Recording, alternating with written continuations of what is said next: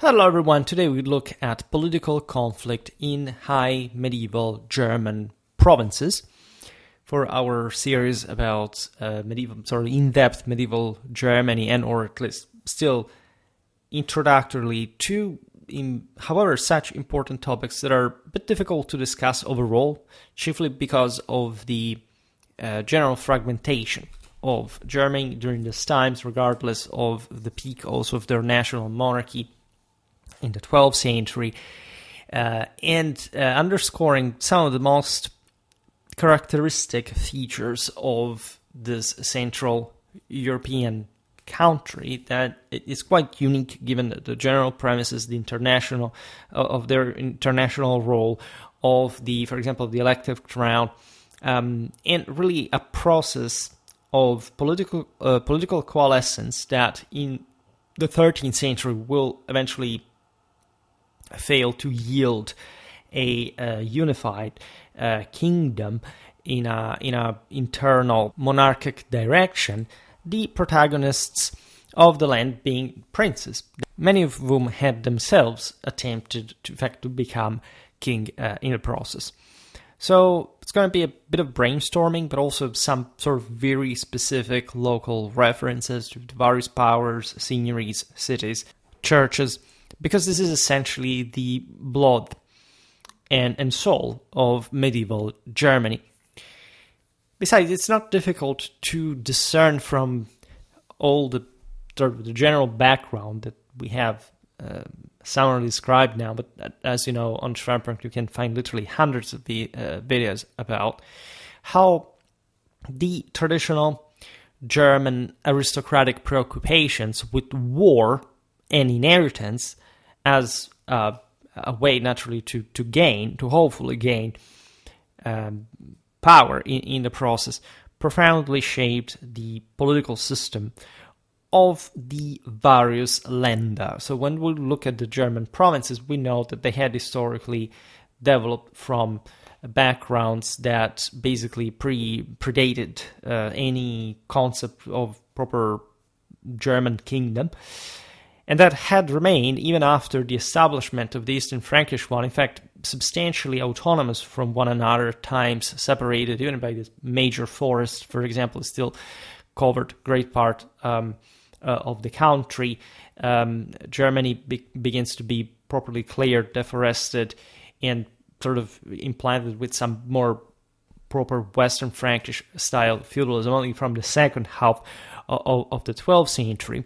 And the country has to cope with this background. Naturally, we will have ways probably to digress on the mentality of the establishment of the local aristocracies that we describe like in many ways in other countries. But the provincial dimension here is key because indeed some of the most fundamental political balance was based on the enactment of the local constitutions were largely aristocratic in nature, meaning they dated back to the the participation to the so-called stem duchy identity.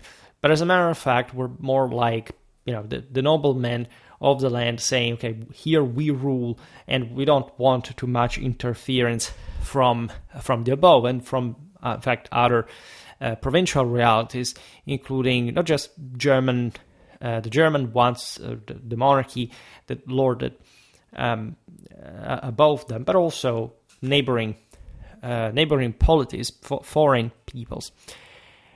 As the duchies emerged further, especially as a feudal actor from the War of Investitures, so roughly 1075-1122, this pivotal clash, as you know, between the Holy Roman Emperors and the papacy over ecclesiastical appointments. Again, have lots of videos on that as well.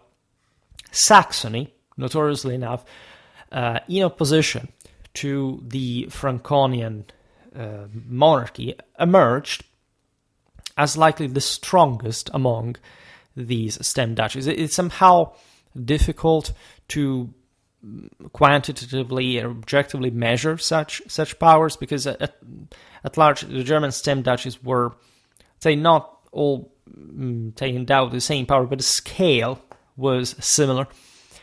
And we have seen also in different videos dedicated to this ruler how Saxony was further bolstered by the long ducal reign of Lothar of Supplenburg, 1106-1137. It sort of remade it from Ottonian times to provide Saxony with a monarchic title de facto. Lothar's tenure, marked by strategic alliances, military success, and his adept navigation of imperial politics, positioned Saxony as this dominant force, particularly after his election as Holy Roman Emperor in 1125, which significantly enhanced the duchy's prestige and influence. In perspective, you realize how the Franconian universal project had somehow been thwarted by the de facto defeat in that very universal, so also international dimension, as long as the Concordat of Worms had the presidency of the Pope in the episcopal appointments in Italy, and so were, in fact, the emperors themselves were to get their own imperial title. There had been, in fact, ferocious Saxon rebellions, and you know that, in fact, Saxony had maintained its own idea of imperial grandeur and legacy from Ottonian times.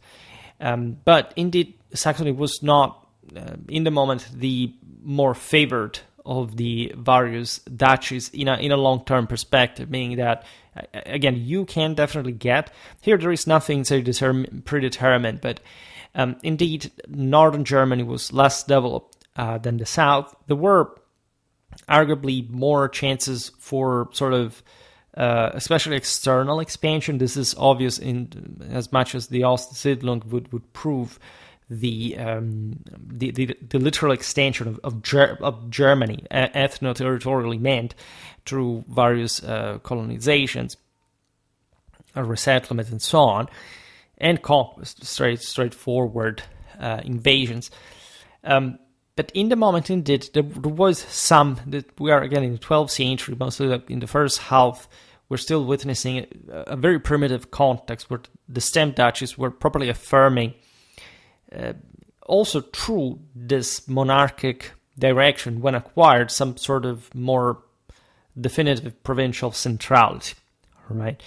And so something that in autonomy, right? So something that in part clashed with, in fact, the strengthening of a solid monarchy. The Concordat of Worms had exactly triggered this, like had severely destructured the empire. In many ways, the reason why a Saxon pretendant could become king after the Franconians was exactly the fact that even this relatively sort of less developed territories could save their own in the crisis of public authority that later the Swabians will try to reaffirm, but unavoidably connecting it with the Italian adventures. Now, Lothar of Supplenburg really made a couple of videos about him also relatively recently, so you can check that out, because he had an incredibly important reign. He really was able to balance regional power with imperial ambitions, including his role in stabilizing his chunk of Germany, his at least northern abode, cementing Saxony's prominence in there. All right, the duchy, as such, were, as you know, the northeastern marches that in theory depended, but were technically Saxon, even ethnically speaking, but that had historically also been autonomizing further, and hadn't it been for especially further north and east, they suffering of further, in fact, difficulty to consolidate a stable dominion so early in time, they would have maybe compromised with the same Saxon centrality in northern Germany, which to an extent really happened later. Swabian rulers, for example, would ally normally with this marquises, because the situation is more fragmented even in there, to mostly harass, right, to create problems to the duchy of Saxony. In contrast to Swabia, where the dissolution of the old ducatus was tacitly accepted after 1098, at least through a proliferation of nobility, in fact, due to fragmentation caused by these competing families and the failure to establish a unified dynastic succession, Saxony maintained its cohesion until 1180, when Duke Henry the Lion was removed from power, which marked, in a sense, like the decline, if not of Saxony as a stem duchy as a whole, but definitely of that enormous potential that it had been endowed with as a more unitary force up to, in fact, this point in the High Middle Ages. Henry the Lion, recognized as Duke of Saxony in 1143, alienated much of the Saxon church and aristocracy through his aggressive expansion of the Welf dukedom's authority, which significantly threatened their traditional rights and privileges. As you know, this lineage came from Bavaria. It had in turn come from the Este house in northern Italy, that in turn had come from the Carolingian count back in the day. And because of certain power dynamics that had witnessed as theater of the same, in fact, the same Saxony, because it was the same ducal establishment, or better, in this sense, the nobility living in the duchy, that decided, even electively, who was to be installed as a duke, to allow also for some further dynastization, that had brought to this quite powerful the establishment of this powerful axis between Bavaria and Saxony, which was also accepted by the Hohenstaufen that were essentially to rise as they had already been in charge, had been already kings of Germany, and that Frederick Barbarossa now hegemonized fundamentally Swabia and Franconia, and accepted, rather than a perpetual war that had been going on essentially during the reigns of Lothar, of Conrad, between these two major families. Instead, the idea of sort of sharing these two main areas of influence, that naturally were quite complicated to control on their own, not quite directly. There were lots of other noblemen and stem duchies in between, but still in a way that could, as a dyad, reinforce even the general position of Germany also in a quite complicated international scenario, right? And tendentially, these Saxons had more means to autonomize themselves from, in fact, the broader international scenario, to pursue a more strictly provincial policy. They had to abandon, in fact, the monarchic ambitions, as the Hohenstaufen had won the war in that direction. In fact, we just made a video about the Battle of Bouvines, that whenever, in that case, the same Saxons would once again become kings of Germany and Holy Roman Emperors, they would try the same path that the Swabians did, and so that regardless of 19th century nationalist historiography, there wasn't actually much more to gain from, the expansion in the Baltic and so in this northeastern direction. That, however, did, as you know, also cement a particular profile, not just of northeastern Germany, in fact, of the entire surrounding region, through the foundation of very famous centers. Think about Lübeck. We will talk about this now further.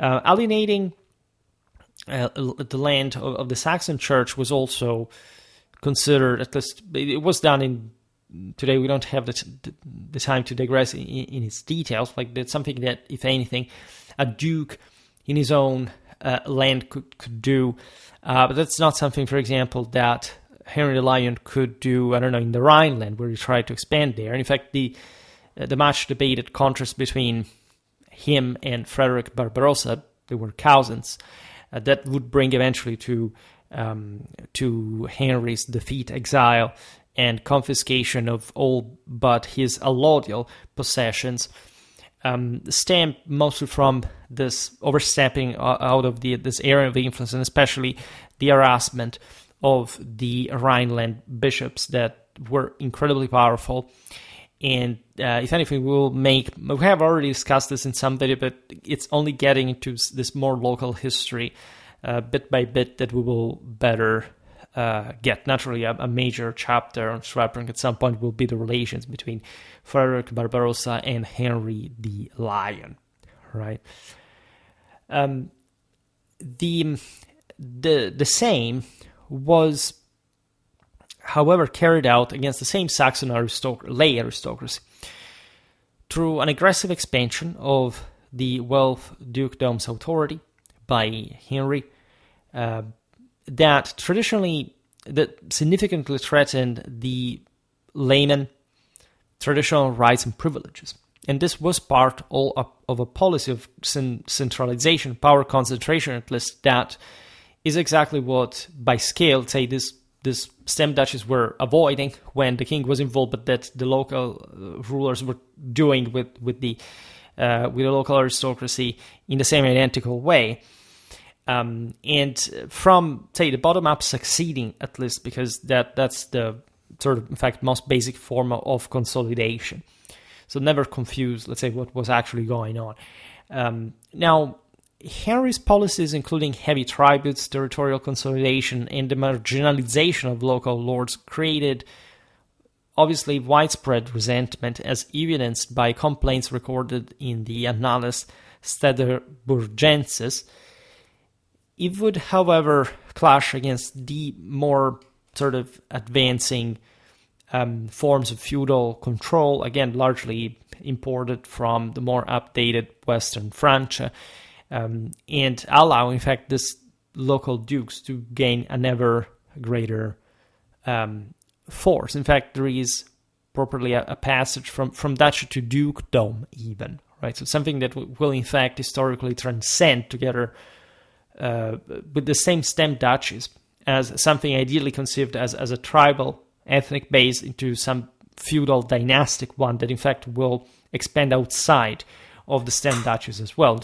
You know, that regardless, or even more accelerated in that sense, by the fragmentation of the German monarchy, the great princes of the empire will later basically create their own private domains across the entire country, even though, of course, more rationally concentrated in some areas, but that did not necessarily overlap so clearly with, for example, a stem duchy basis just per se.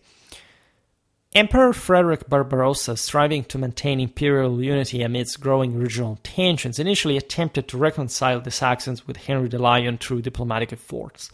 Also because the war risked to engulf the entire country in that way.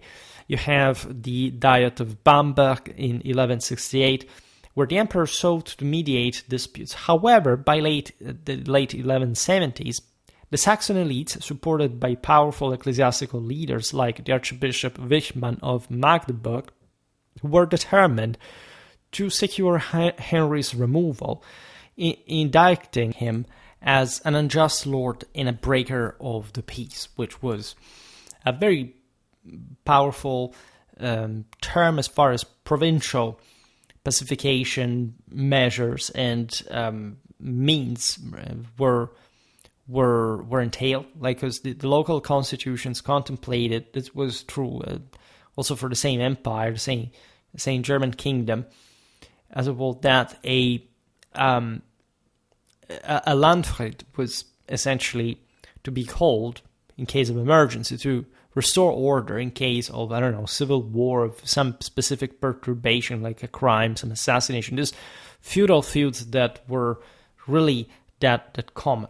So infringing the Friede as intended properly as peace in arms, which is a very specific concept in Germanic law, they were basically declaring war on him, on the Duke themselves. The matter was serious enough so that it culminated in a formal trial at the imperial court that addressed this issue in 1179 at Würzburg, where Henry was charged with violating feudal obligations, including acts of rebellion against imperial authority.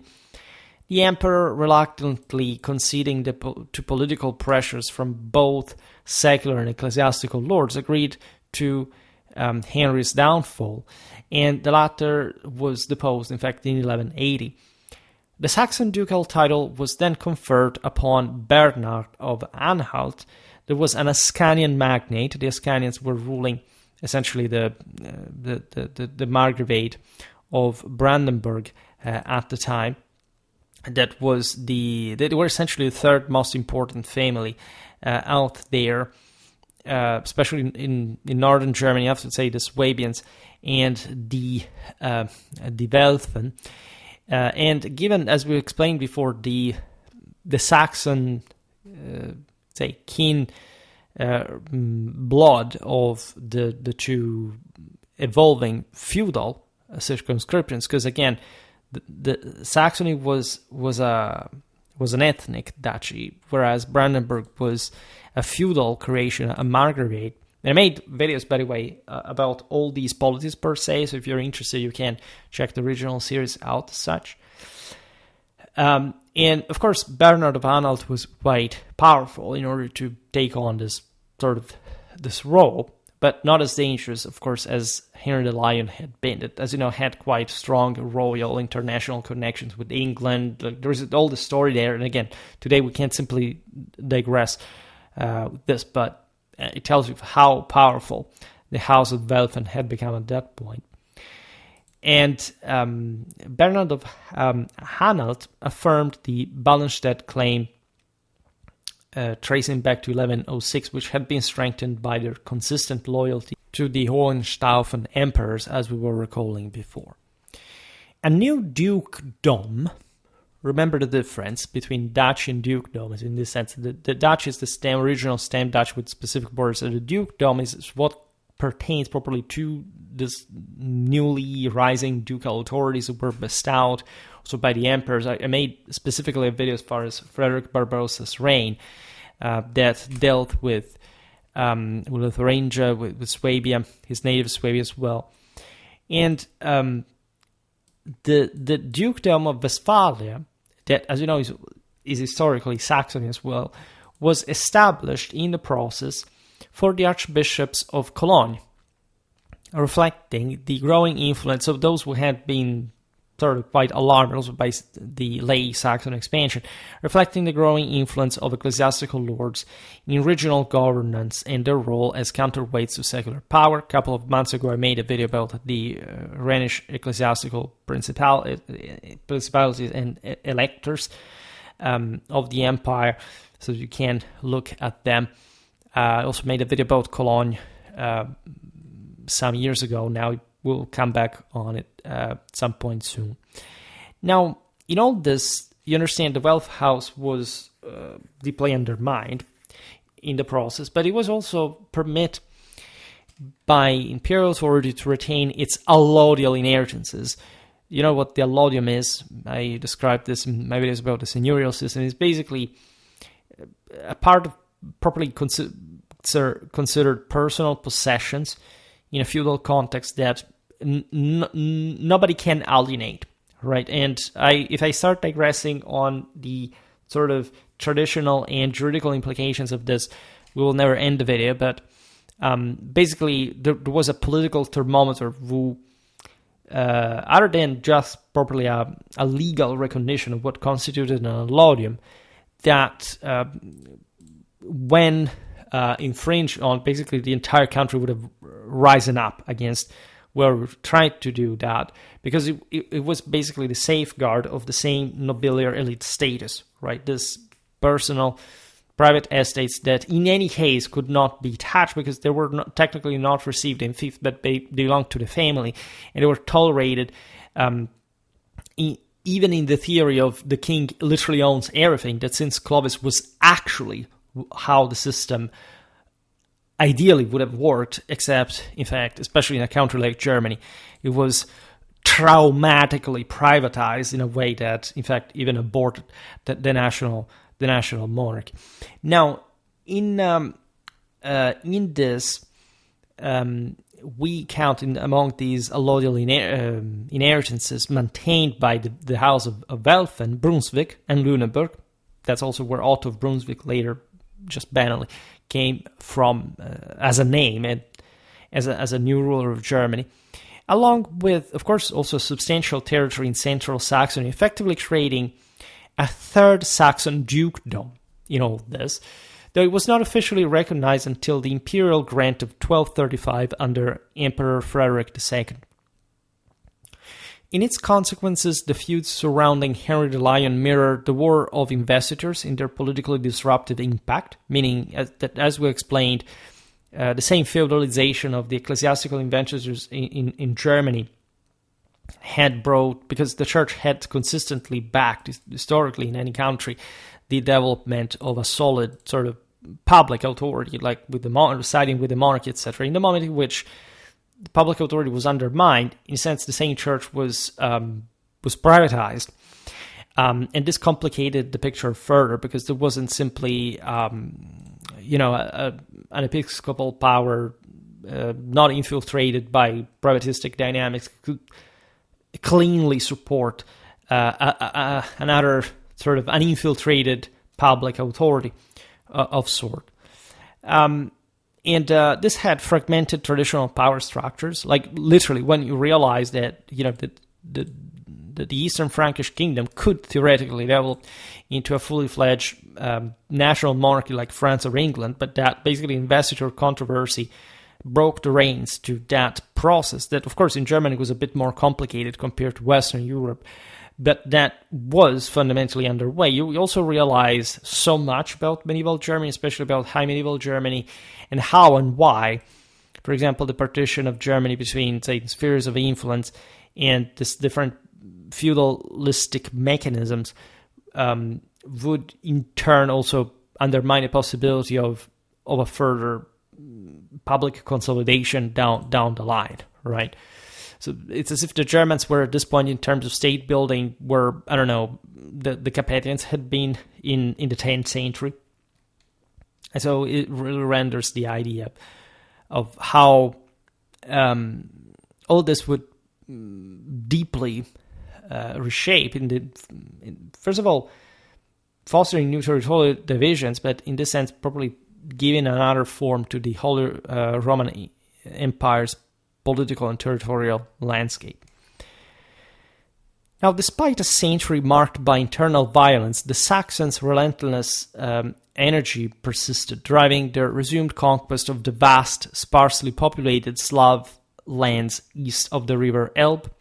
After 1100, the famous Ostsiedlung, at least in the Saxon source, which was dominant also as far as the Baltic in general, so the Baltic countries and Crusades was concerned, because those were, not only the Germans were the leading force in that, but the Saxons were just out of this sense geographical distribution. And this program of expansion naturally had been starting from a long time before, but it had somehow been stalled following events like, for example, the Slav Rising of 1983. Not that that hadn't been put down, but it was basically the consequence of a very difficult state building, anything east of the Elbe, right? That the Germans sort of won in their own way, because at least their own feudal mold as a glue was more resistant than what, say, the Slavs were building up on their own. Again, few surplus, scarcer communications, less population density, etc. This is a problem for the Germans as well. So things had been developing even more slowly. It's as if the more north and east in Europe you go, the slower time runs, so to say. So this eastward movement, known as the Ostsiedlung, involved not only military conquest, but also the establishment of German settlements, of course. Made plenty of videos, and this also as far as the Western Slavic countries or Hungary were affected. This, of course, bolstered further Christian institutions, given the Crusades against the pagan Baltics were or concerned, and agricultural development in many ways, fundamentally altering the region's demographic, culture, and economic landscape.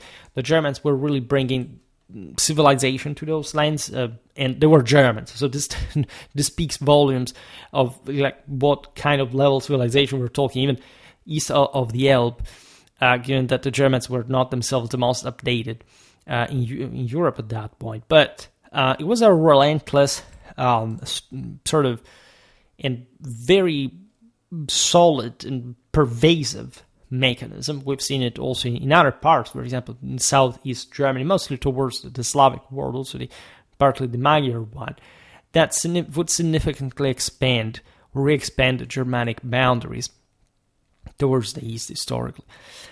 The process was supported by the recruitment of settlers, mostly from Western Germany and the Low Countries. These were sort of more thriving areas, but more politically destabilized ones, in a sense, because there wasn't, as you know, in this lands, a very big deal of state building concentration. But they were also fairly rich, at least in certain areas, and this brought to some demographic surplus and some economic means, private entrepreneurship to say, okay, well, let's invest in the movement. But there were mostly feudal lords practicing this, or sorry, affluent merchants in the traditional hierarchy of the orders, saying, okay, let's relocate somewhere, I don't know, in Silesia or in Bohemia, right? Things like this. That's how they, again, brought with them their advanced farming techniques. This is really well documented in the charters from the period, because the Germans were provided, as you know, a very specific status on their own law, etc., as islands, in fact, of German communities surrounded by a sea of Slavs that sometimes were actually subsumed in the process, so that many would become Germans on that base, that nominal juridical basis. It was mostly the case during the Middle Ages, but especially because some, say, even foreign, specifically foreign markets to import these Germans would bestow on them these charters in order to secure especially some third estate base in lands that were not otherwise particularly developed as far as that was concerned, to counter the power of the nobility. Notoriously enough, this was done also by using the Jews in court and in the cities as well. So there is all a pattern historically, as you know, in Central Eastern Europe that starts more sort of better outlined in these centuries. This also initiated a long history of confrontation and compromise between Slavs and Germans that had historically been much older, of course, but that is, in the feudal era, of course, acting at ever higher level. And this is vividly chronicled, among the others, by Helmut of Bosau in his Chronica Slavorum, which, like all those terminations, you know, that are Germanized Slavic names, because most cases the Germans came to settle in places that had, in fact, been also part of Slavic, had been Slavic settlements on their own, sometimes destroyed in the clash among the same Slavs, and documenting mostly from this Saxon filter, the Saxon bias perspective, what had been the Ostsiedlung. The Chronica Slavorum notoriously details complex interactions through, especially the aforementioned 70s of the 12th century, such a pivotal moment in history, such as also looking back, right, at, for example, the subjugation of the Obotrites that were Slavic people, tribe more than else, in fact, in the northwestern edges of the Slavic world. The integration of their elites into German feudal structures. Many of these peoples, much of their blood survivals in these lineages, because, again, as gradual this subjugation had been, it also passed through intermarriage and beyond.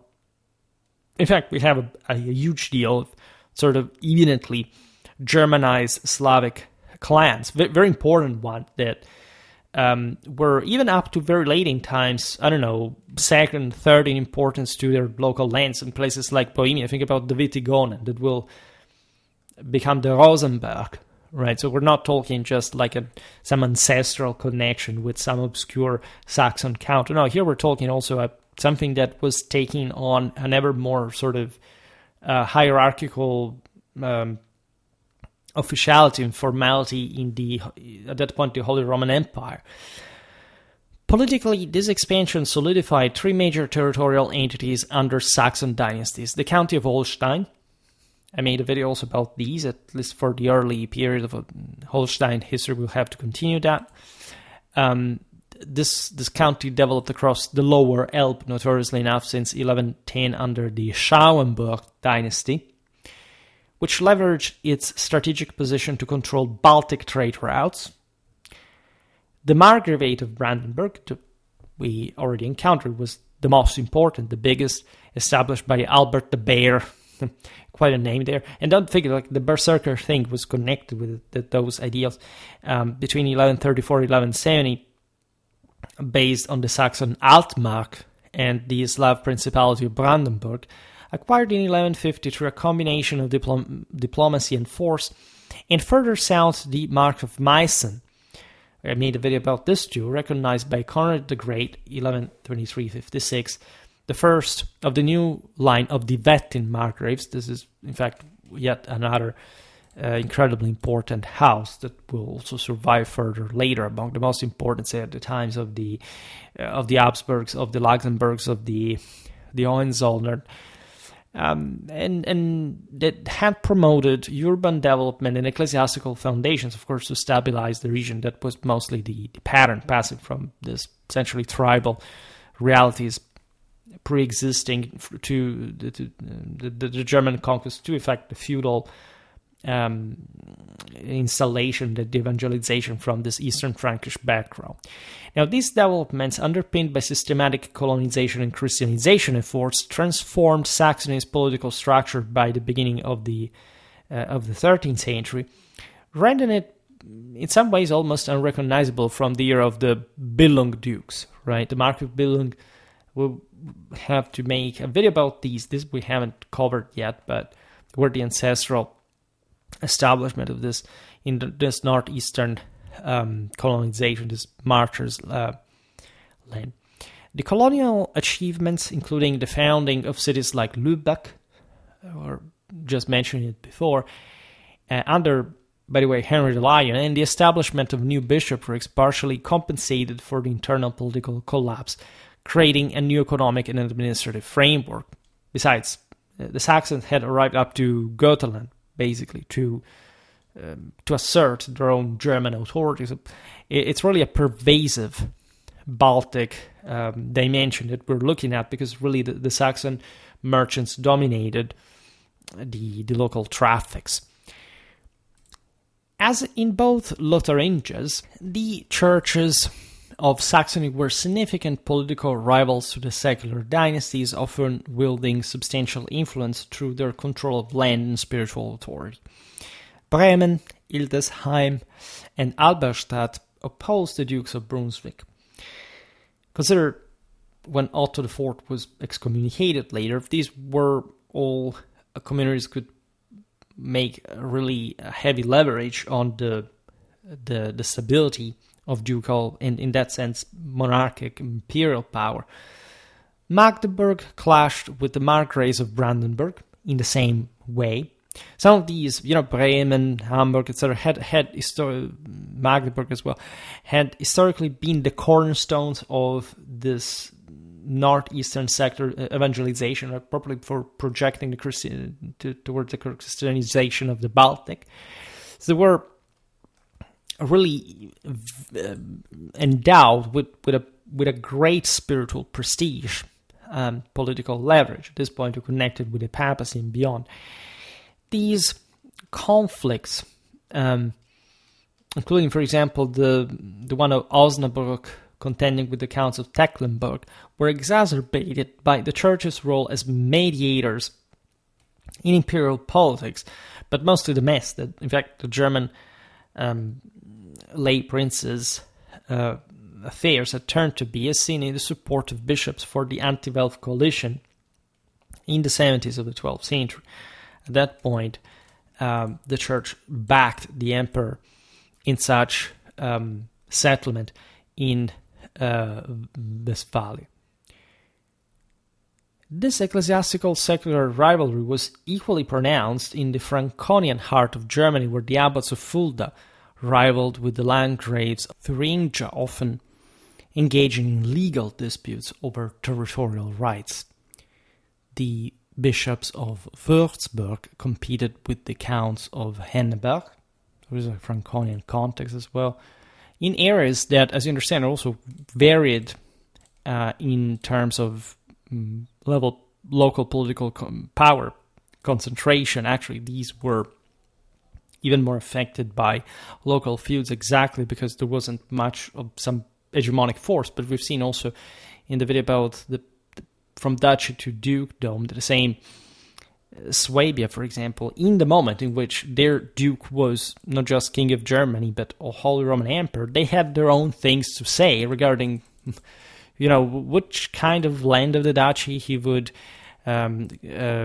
give, let's say, in fief to, for example, in that sense, at the southern border with an Italic bishop, right, one of common particular because of the necessary passage in the Lena Valley for the imperial expeditions to Italy. The emperor was, in that circumstance, obliged to give that fief back to to some Swabian noblemen. So for how, of course, there were sort of exceptional contingencies at work, but this tells you how deeply jealous of their own prerogatives in a mob-like fashion the provincial establishments really were, right?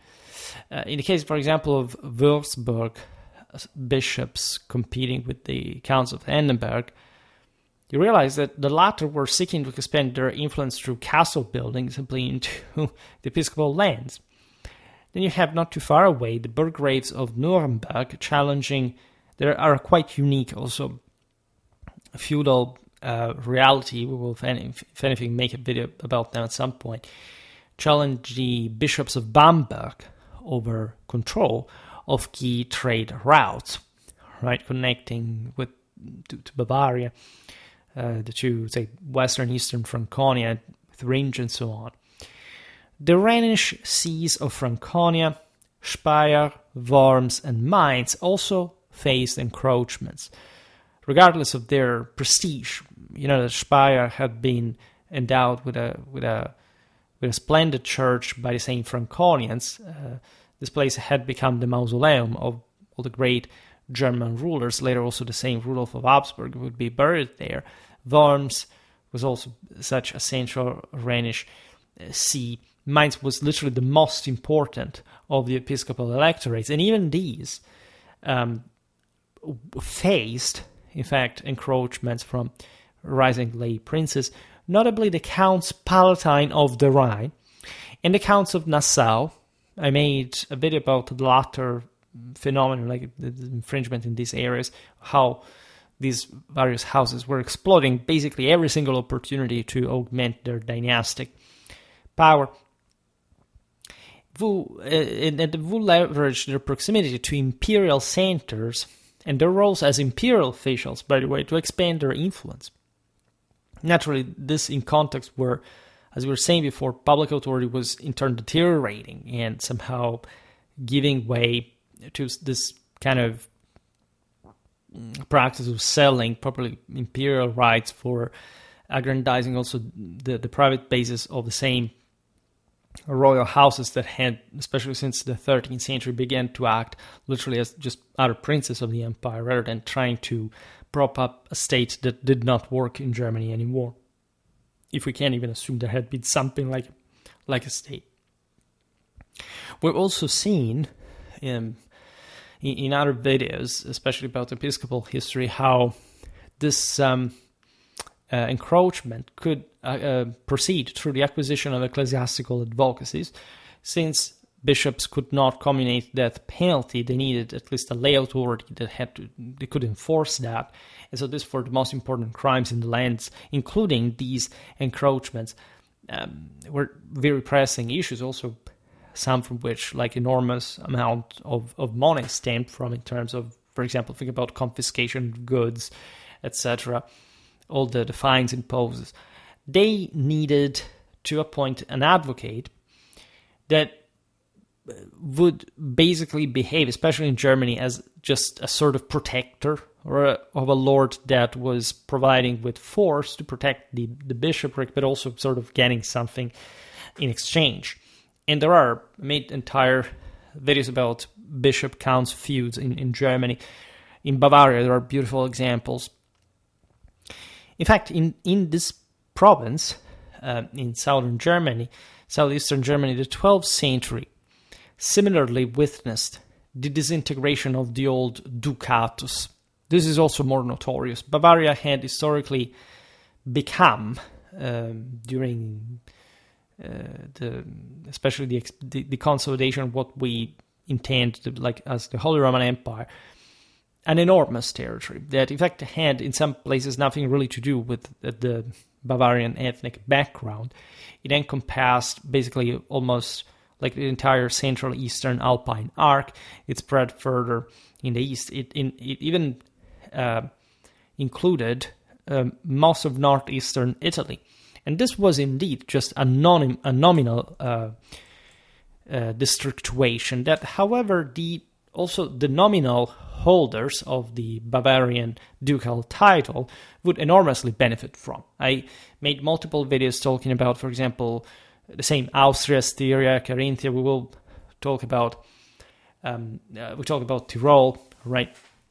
So we've seen how this other duchies came, or counties provided with great power, came to emerge and were basically allowed to secede, to stand on their own, in at least in most cases, out of Bavaria. And Austria was the most clamorous aspect. Why the 12th century? Because as we explained, in this century, there is a great feudal expansion. And so the actual ratios of power cannot simply be maintained through the nominal existence of this theoretical districts. There are real seigneuries that are forming on a different basis, and the importance for the empire to sanction their rights in exchange for imperial recognition and vice versa, which was a practice, as you know, common to the entire vassalitic beneficiary system after the great crisis of public authority of the 10th century in particular, would bring to the disintegration of this leviathan that Bavaria on the map nominally was. This mechanism we've seen, again, in part with Swabia. Swabia remained more compact, but it also witnessed, at least internally, the further privatization of the system. In Saxony, this was importantly pronounced for the reasons that we explained.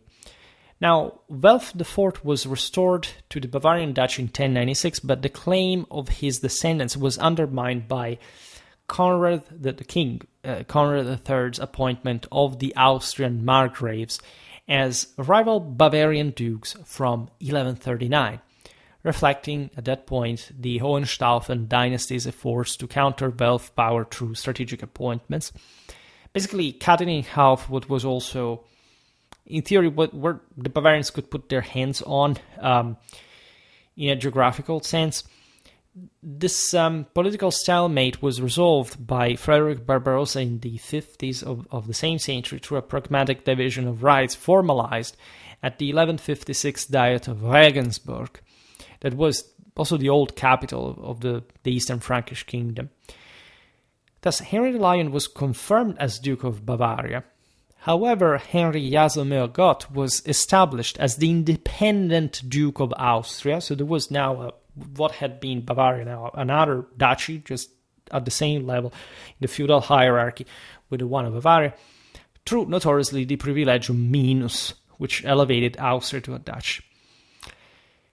And the comital houses of Dachau and Andechs, elevated above other Bavarian counts, were granted the title of Dukes of Merania in 1152 and 1178 respectively. So of course the ducal title, Germany has lots of these particularisms, but of course it didn't necessarily or simply equate to, a stem duchy like provincial level. It could be something smaller, but not less strategically significant.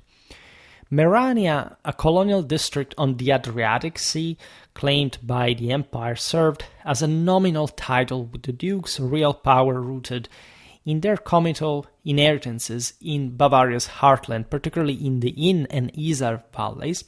This ducal tripartition of Bavaria, formalized in the 50s of the 12th century, advanced the further subdivision of the stem duchy initiated in 976 with the creation of the Mark of Austria, that had already been singled out a bit, like as we've seen in the northeast, with the from Saxony, from this Bavarian, in this case, background, because that's where Austria stems from.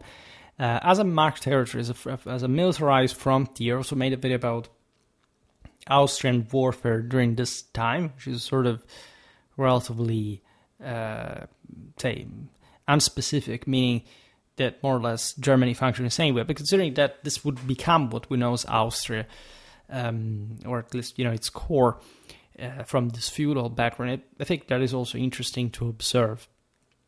The fall of Henry the Lion in 1180 furthered the fragmentation of Bavaria, as much as he had been Duke of Bavaria himself, leading to the elevation of the Mark of Styria into yet another duchy in 1180 under Ottokar IV. Made a video about the Duchy of Styria, but medieval Styria in general.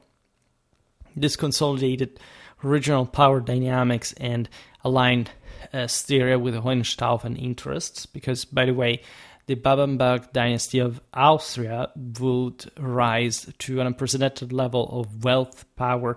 It was essentially the envy of German feudalism. It was incredibly well administered, very orderly. Its dukes were heroes of the Crusades, of chivalry. And ultimately, it would be the Habsburgs who would be succeeding in taking it for themselves for good. But everybody strived for that, for the Hohenstaufen, the kings of Bohemia. And it all started from this, and it's quite remarkable to think that even, up to the 12th century, but we don't know much about Vienna since, say, Roman times. So it's fascinating to see how these places were literally taking shape in such a gravid fashion, by the way, for future events. And really, German history is that intricate that you could have never told at this point in history, that an Austrian empire would have emerged, right? And it could have really happened to anybody else, right? Especially as early as this. Henry the Lion was succeeded as Bavarian Duke by Count Palatine Otto V of Wittelsbach, a powerful family that, as you know, will rise also to imperial titles in the following centuries. This guy was a significant landowner and cousin of the same emperor, by the way. So they were all basically of the same blood at these high levels. That's also another characteristic of the era, that the higher nobility is ever more distinguished from the lower one, as this distinction was being made further. Like Bernard of Anhalt in Saxony, Otto's authority, as we've seen, that was the Ascanian guy who basically became Duke of Saxony from a relatively peripheral situation, was initially matched by other magnates unavoidably. So, because again, you couldn't simply be installed because the emperor said, okay, well, you're the Duke of this place. And then the local nobility said, okay, well, we're on board with that. Of course, there would be major political negotiations. This didn't happen for no reason. But there was always some opposition to curb, right? Including the one of the dukes of Andechs Merania, the archbishops of Salzburg, margraves of Vorburg, the landgraves of Leuchtenberg, and the counts of Bogen, Falkenstein, Hirschberg, Ortenburg, and Wasserburg, Some of these we have seen the vicissitudes in greater depth around this era as well. Some of these names are quite important. We'll have to talk about the archbishops of Salzburg that are basically that spiritual pneuma. As far as the Ostsiedlung in southeastern Germany, it was really concerned.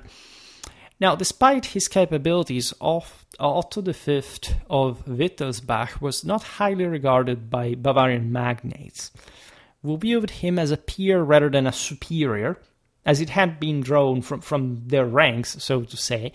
Of course, there was some sort of divide between the two, but there were some estates, say, within the same orders, like there was some different echelon in rank, etc. And so it was definitely a challenging position to be put at the head of a newly established ducal power that had almost no precedent to it. This is well documented in sources like the Chronicon Scirense.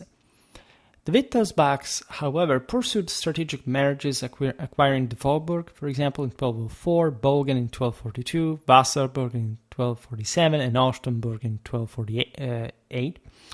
This happened through inheritance, really, and it's remarkable because basically it knocked out all their major rivals in the process, and or at least managed to gain the upper hand also as far as their own interests were concerned. Also because these were all in turn, in conflict with one another, antagonizing with other actors. And so that's always also the methodological problem of these analyses, like how do we fully get the picture of this unless we really get into the depths of every single policy of this kind.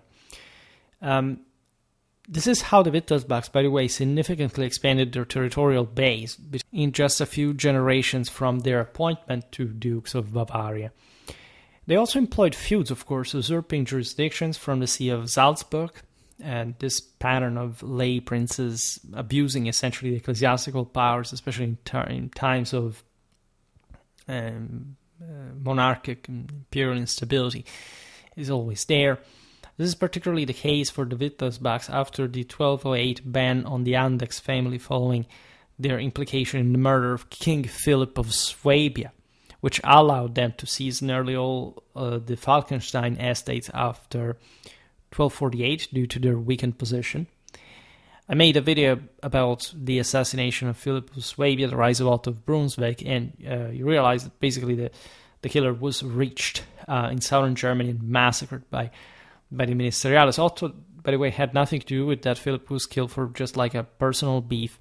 And in fact, the Brunswick gained also a bit of reputation for settling the matter further, because Philip had finally been elected, by the way, in this.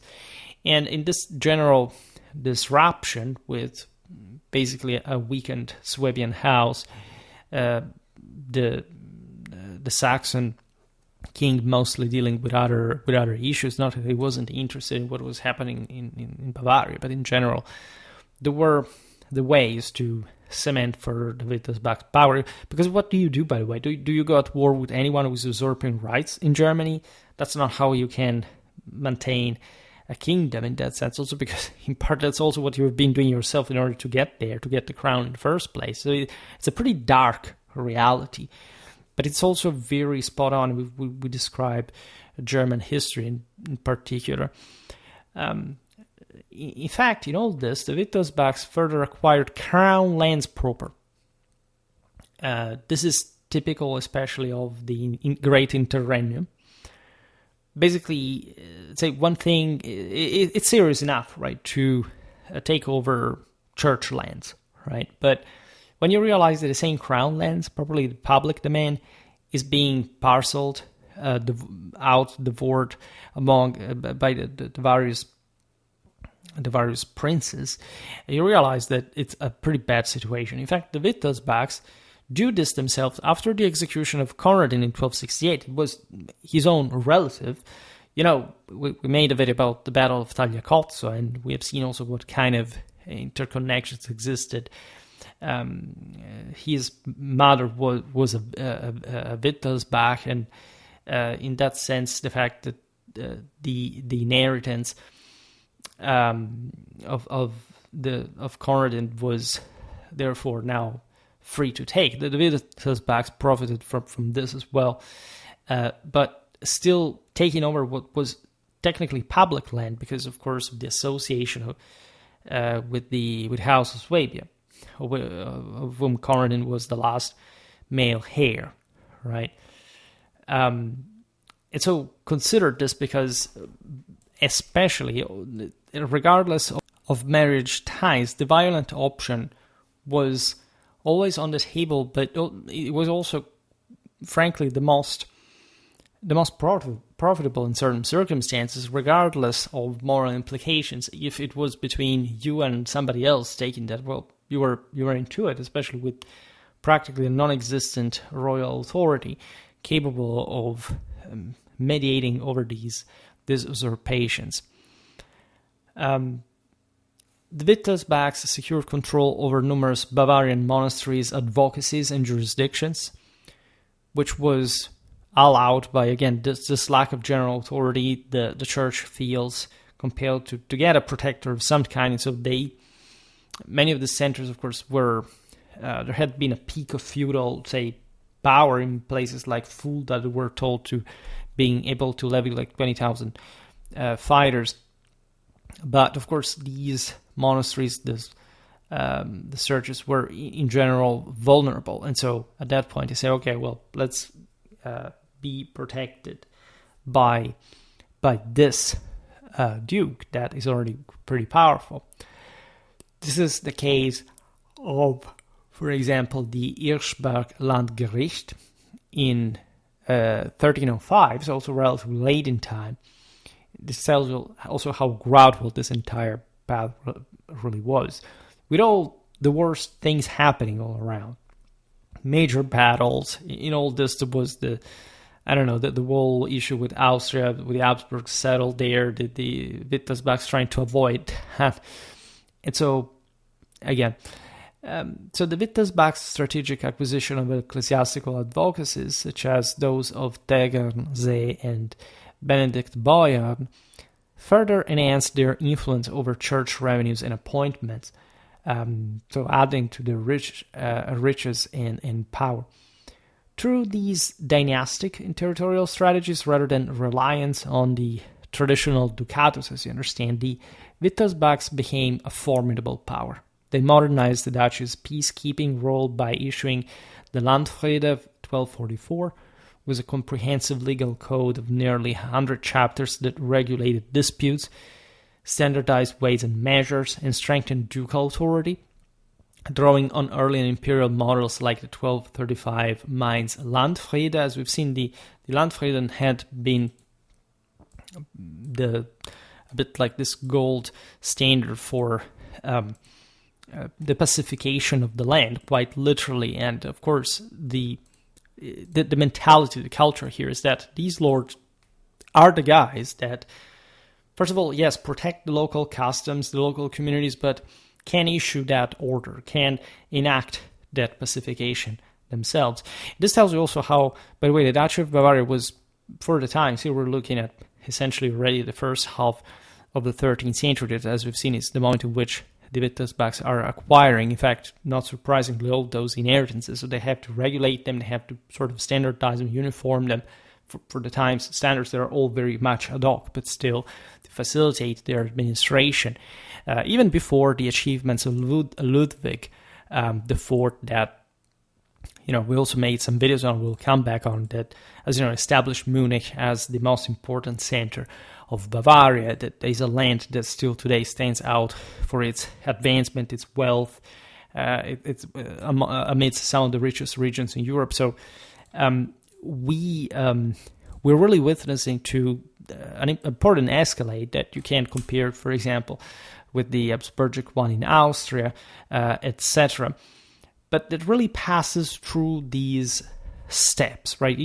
At the time, this is not like a resounding reform, right? We are far from the establishment, as we've seen here. This is the moment actually in which the national monarchy fails, and so it's these lords that have to restart building a provincial state from, as we've seen here, a base that is not much more of a ducal district, but as a feudal seigneury that contains so many different and increasingly wealthy, because we're reaching the peak of medieval civilization. These are big, again, say possessions, assets. They're populated. There are lots of people working on them. So they're very important assets for the time, especially for German standards.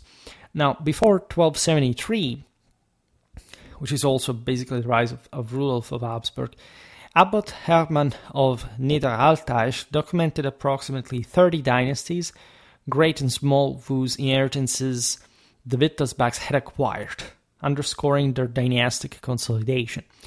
Earlier, Abbot Conrad of Scheyern noted of Duke Louis I, 1183-1231, that he, quote, became richer than the rich, more powerful than the powerful, and resolution sustained him as the sole prince of the princes in his land, and they respected his ascendancy, reflecting the Wittelsbachs' rise through strategic opportunism, legal innovation, and the cultivation of a distinct Bavarian identity that was beginning to emerge. At least as in hindsight, we can say that of course, there was a broader Bavarian identity already before, but let's say in that strictly, in fact, feudal sense, that's another story, because it's like saying, I don't know, but here also the Austrian identity was rising, but it had been Bavarian, as we've seen. So we're looking at the establishment of polities, of realities that are quite relevant in eventually down the line in European history, and that basically are literally born in this moment in a more sort of recognizably political and proto-statal fashion that up to this point had not had probably even just an institutional premise or sort of physiognomy for, like, so this is incredibly important, and it's for a bit of reflection.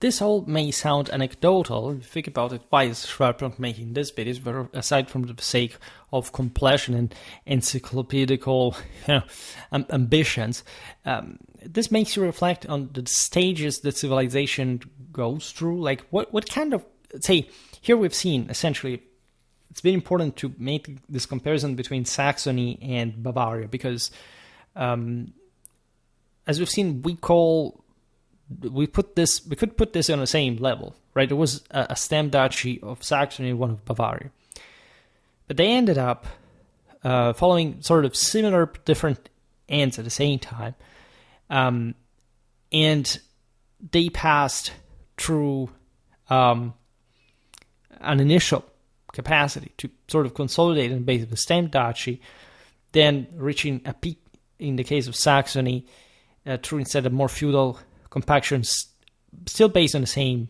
district ideally, but eventually failing because crashing against public authority, and quite hardly, and in a way that no other of these lända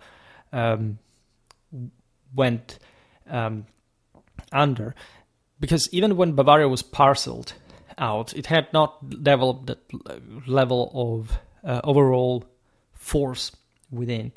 Saxony is different. In fact, it's also interesting how, as I was saying before, the Welfen could reinforce themselves more in a foreign land like Saxony and their more familiar Bavaria.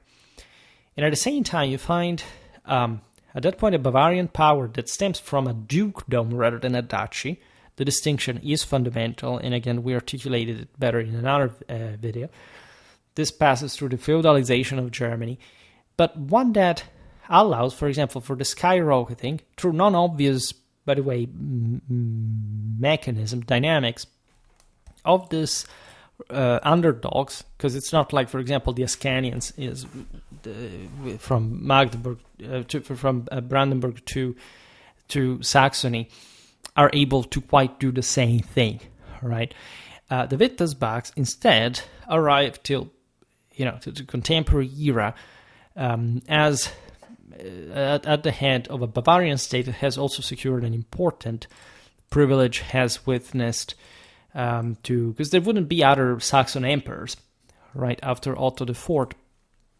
And so after the final disgregation, that we talked in other videos about the further splitting of Saxony into different branches and so on. Whereas Bavaria did actually have similar problems, because especially in the 14th century, the 15th century, there was this greater exhaustion of this local powers, especially in such fragmented lands like Central Europe. Further, think about the Habsburgs, different branches. This happened for the Wittelsbachs, even worse for them. They aren't also thanks to the support, the support of the Luxembourgs in anti-Habsburgic fashion, actually even more electorates than the same Luxembourgs at that point. But for different mechanisms remained, controlled, but still also in charge. The Luxembourgs ended up extinguishing, whereas Bavaria still went on under the Wittelsbachs. So there is a very fascinating mechanism that you can't give for granted in many ways, and that in these clashes seems to be one of the most relevant aspects of medieval Germany. All right, I'm glad to see here, by the way, that we have a pretty hefty medieval Saxony playlist. I don't know how many views it made, right? But I'm glad to add this video to the playlist. Considering the size of the playlist, it's an interesting amount, and just for the perspective, like the passage, like there could have been, I don't know, straightforward development of of these stem duchies into some sort of statal realities. This didn't happen. All right, it didn't happen. Paradoxically, it's just Bohemia that, even though exhausted, destroyed, basically at the end of the Middle Ages, ends up under somebody else's rule, but as a crown on its own. On a prior base, of course, this was not Germany, it was incorporated in the Holy Roman Empire. But it had been, say, one chunk, it had been an elector, so on. This is similar. This is what similarly happened to, for example, the post-Carolingian partitions, right? The kings in the Ile-de-France, for example, were, in a sense, better placed to remain, at least from the same place as those who would come to rule over a France that, however, at some point had exploded into a myriad of different states. You can look at the Italian states as well. There were some fairly large provincial repartitions in feudal Italy, in the Italic kingdom. These things evaporate because the communes rise to power, and there are basically 30 city-states battling over one another, and then they re-expand at some point as some cities take over others in the wake of, admittedly, some pre-existing sort of either Lombard, Tuscan, etc. base. So you can argue that there is hardly in European history some power, especially of the major ones, or at least the more advanced, that somehow sprang out directly of a specific or sort of very ancestrally based basin. We can argue that modern nations somehow do, right?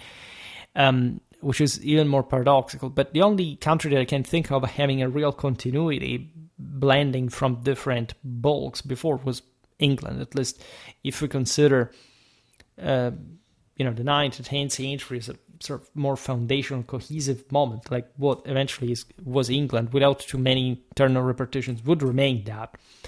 But that's also, again, another case, because it's not like England was considered like a world national bulk, if you think of since the Anglo-Saxon invasions, considering that Germanic element in Britain that had already some cohesive aspects to the same. But the case of Germany is quite fascinating, because Germany was, again, I often stress in my videos the fact that Germany was fairly primitive compared to other countries, right? It was a Central European country, not a Western one. And so there is some price paid in these terms. Also, again, in fact, in terms of style development, making series on the Habsburgs, also still during the early modern age, like showing you that the excruciating pain that the feudal forest really was, and the difficulties in making it work in a more tangentially unitary direction. However, it was also the most advanced of Central European countries, and so in this sense, some parts of it were very heavily westernized, especially the ones in part in the sense that we are already seeing, especially southern Germany, the Rhineland. So it was not really an underdeveloped country in absolute terms. It was also pretty big. By the early 14th century, it had a population that matched the one with Italy. Of Italy, it's by the Renaissance, it had also the same level of technological development. So it was, however, still a country, if you think about it, remained feudal until the really the 19th century to some extent. And so the question is really fascinating. How do like there is really a Sonderweg in some ways in which the German nation developed that is sort of very complicated and very interesting to observe also as far as the contemporary outcome of it is, because it's not like it's problematic per se, but it's something that I think that also the way the inhabitants went through what was not exactly felt, let's say, or managed by these communities as opposed to still a feudal leadership of some sort. There are, of course, elites are always in charge to a degree, and it's not like by the 19th century, of course, Germany is not modernized and, again, incredibly developing in the process. But it's the ultimate fiber of this country that sometimes is really going at a different speed of others, especially the West, and it makes you really wonder of the success at the end of the day of the formula, and yet of certain characteristics that are still maintained in such development. To really single it out, not necessarily for the better, but not even for the worse compared to other countries. It started in the Middle Ages, right? And it's really a complicated history. You can't tell German history, I think, in a different way. I think it's difficult, like, just if you don't picture all these kind of polities and what kind of mechanisms maintain power, it's either remaining too abstract or too specific, and you can't quite grasp exactly how the thing is. I made a series about princely Germany a couple of years ago, exactly to stress this, like the problem at some certain points the German national historiography had to tackle by sitting on the table and say, how the hell do we study this? I mean, seriously, 300 states within this enormous territory that didn't seem to have any specific cohesion other than, again, some loose ethno-linguistic affinity and this namely imperial tradition. That was also of substance and form. It wasn't just like an invention and made up, like Voltaire said, etc. Like, there is something deeply successful, even in the dysfunctionality of the system. And it's easy, it's tempting to fall into the mistake of simply studying this just from either one point of view or another, making either a bigger picture or just, I don't know, the provincial one or a more localistic one even. You must study the whole thing, and it's a mess. It's arguably, let's say, the point of it, I wouldn't say there are some areas that require even more work, in a sense, to be fully pictured in the world dynamics. But let's say, the point is, the German system is also relatively, you see, it's the lack of this power concentration that really makes it difficult to simply track local power. Because at least if you look, for example, at the Italian city-states, there is a pretty straightforward trajectory that these, even when interrupted, these powers have. Like if you want to study Lucca or Perugia or Bologna or Milan, there are some very specific histories. There is some sort of concentrated power. There are major sort of gaming. It's incredibly intertwined, but it's clear. And once you sort of look at it, it's somehow easy to track it because armies, leaders, alliances do not lie. With Germany, it's so incredibly complicated because there is all a patrimonial picture that you can't even just simply document, right? All these inheritances, if you are aware, of course, of all these mechanisms, you can create a picture, but you understand how gradual this is, right? The Wittelsbachs inheritances. You must have really thoroughly studied the genealogy, the land possessions. It becomes a very localistic history of all these families. And very often, like, we don't even know. Again, the documentation is slower than in other parts of Europe. And so you must that maybe even makes you save time, but makes the reconstruction even more, say, a matter of a habit of testing the pulse of these dynamics rather than simply telling you straightforward, like, this is where the country went in the moment, just because you have to consider 400 inheritances at the same time to make sense of the whole picture. And the interesting thing is that they reasoned like that, meaning that they really followed these policies constantly in that picture. So they actually did consider them, right? Just, of course, they can't be documented in the way we would like to, but they were there, and they simply can't quite be guessed at that point. So it's again incredibly important to, if anything, getting acquainted with the picture. And it's, again, incredibly complex and complicated. And again, I can't think of any other way of doing the way I'm doing. By the way, we should talk more about also late medieval Germany, because we haven't done very much. That's also why I added, for example, late medieval Italy branch to the cycle. We have to do something more specific about late medieval Germany, because there was really a lot, right? From a military point of view, I'm thinking or something, and that can really help understanding some of these other mechanisms. I would say this is a really typical video by size.